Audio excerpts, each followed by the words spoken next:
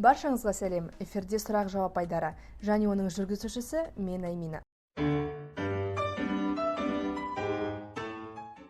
Бүгінгі сұхбатымыздың қонағы президенті көп сайыстан Қазақстан Республикасының спорт шебері Дина Тұзған. Сәлем, Дина, көңіл күйің қалай? Сәлем, Аймина, көңіл күйім өте тамаша. Дина, кәсіби спортқа басты серпін қандай болды? Спортқа қызығушылығың қай кезден бастап пайда болды? Жалпы осы үлкен спортқа деген менде серпін бала күнімде басталды. Ең алдымен спортқа осы қызығушылығымнан басталды. Ата-анамның қолдауымен осы спорттық үйірмеге қатысып, кейін осы оқуымды аяқтап, осындай үлкен спортқа келдім. Дина, сенің ойынша спорттық табысқа жету жолында ең қиын нәрсе не? Әрбір спортта өзінің қиыншылықтары болады. Ең алдымен спортшыда өзіне деген сенім болу керек. Әрбір қиыншылықта кездесетін спорттағы соған қиыншылыққа төзе біліп, шыдамдылық керек. Жарыс алдында саған берген ең құнды және ең пайдасыз кеңестерді айтып берсең. Жалпы спортта жүргенде адамдарға ең алдымен көбінесе жаттықтырушыдан өзіне деген кеңестер, пайдалы ақыл кеңестерін айтып жатады. Және де айналадағы адамдардың қолдауы. Көптеген адамдар әртүрлі пікірлер айтады, яғни қыз бала саған спорт не керек деген сияқты ойлар айтып жатады. Оған әрине теріс пікір айта аламын, өйткені әрбір адам өзіне өмірде қандай іспен айналысқысы келеді, сондай іспен айналысқан дұрыс деп ойлаймын. Сондықтан жаттықтырушыдан ең алдымен ақыл кеңестер сол кісіден көп түседі. Жаттықтыру кезінде де көптеген ақыл кеңестерін айтып жатады. Басқа да спортшыларға айтып жатқан ақыл кеңестерінен осындай үлкен кеңестерін алып, тыңдап, жарыста сол бойынша жұмыс жасаймын. Бәрекелді, Дина, сенің жауабымен толықтай келісемін.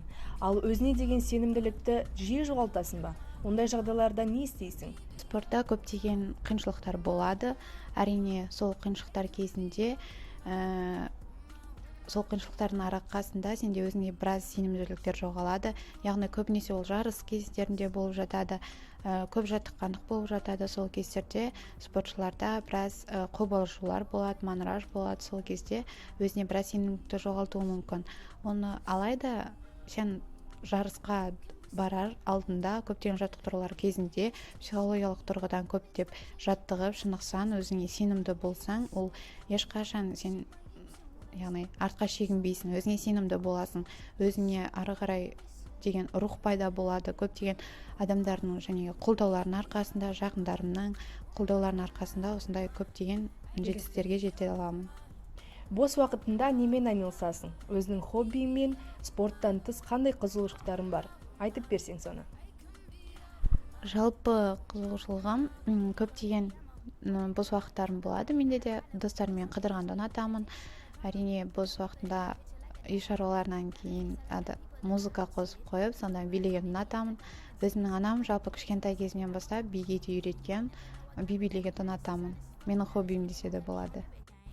Дина, сенің жауабына көңілім толды. Ал енді соңғы сұрағымыз, жаңадан бастаушы спортшыларға қандай кеңестер берер едің? Жаңадан бастаған спортшыларға ең алдымен спортқа келген соң кішкентай жас бүлдіршіндер оны спорттың не екенін түсінбеуі мүмкін. Ондай сұрақтарды көбінесе ақыл кеңестерді спорт жайлы орта буынға көшкенде, яғни жоғарғы сыныптарға келгенде, бала спорттың не екенін түсініп, ары қарай алып кете ме, сондай сол уақытта балаларға ақыл кеңес беруге болады. Яғни өз басыңа сену керексің, өз-өзіңе жетістікке жетемін деп, және де айналаңдағы қолдау білдіріп жүрген адамдарға әрдайым ақ көңіл болып, солардың қолдауларының арқасында биік жетістіктерге жете аласың, өзіңе сенім болу керек.